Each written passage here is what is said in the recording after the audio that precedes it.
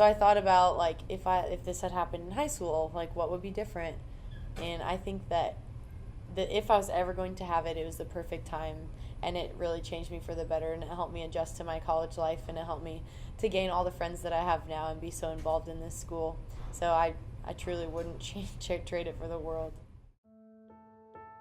Volleyball standout Paige Eakright is heading to Huntington, the outside hitter signing with the Foresters. I've been really looking forward to playing volleyball in college for a long time, so I'm glad I could finally do it. I guess when I play, I like to have a lot of energy, but I also love to be positive, so I guess that could be a factor. The first thing you notice when you meet Huntington University's Paige Eakright is her smile.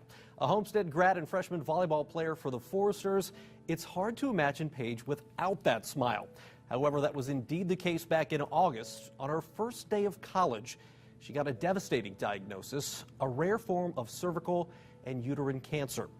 On my first day of orientation is when I found out that I had embryonal rhabdomyosarcoma in my cervix and my uterus. So that was when I was diagnosed with cancer. I had some irregularities throughout my summer, and then it just kind of popped up one day. It was my second time ever going to the gynecologist. When she told me, it was just kind of a blur. Don't know what to say, looking at my mom and dad and just like crying. I did not start chemo until after my volleyball season ended in November. Not as hard as I expected it to be, but my parents will tell me otherwise. The volleyball team was super awesome to me, and I also got a lot of investment from the men's basketball team my freshman year, so they were most of my really close friends because I wasn't only worrying about my schoolwork, I was worrying about my health. I missed a lot of class, but I still passed my freshman year.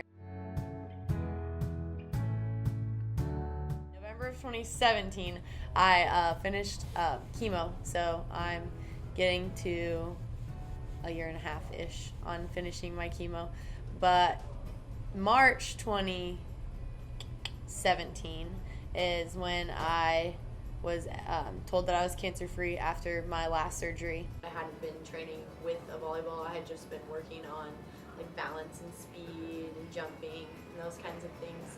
So coming back in was not very easy. The first week of preseason, maybe 2 weeks, I cried at every practice just because I was frustrated with myself and with my body coming back, but it gradually got better.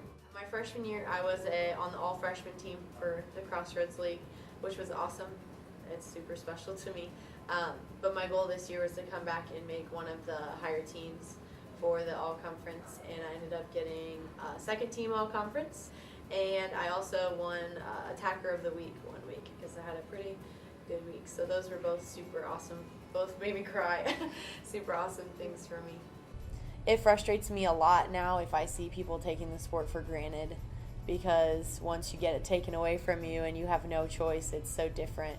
And so I've definitely come back just with a lot of gratefulness that God has given me the opportunity to play volleyball, especially in college, because not many people get the chance to do that. So it's just made me love the sport even more than I already have, and I just appreciate it so much.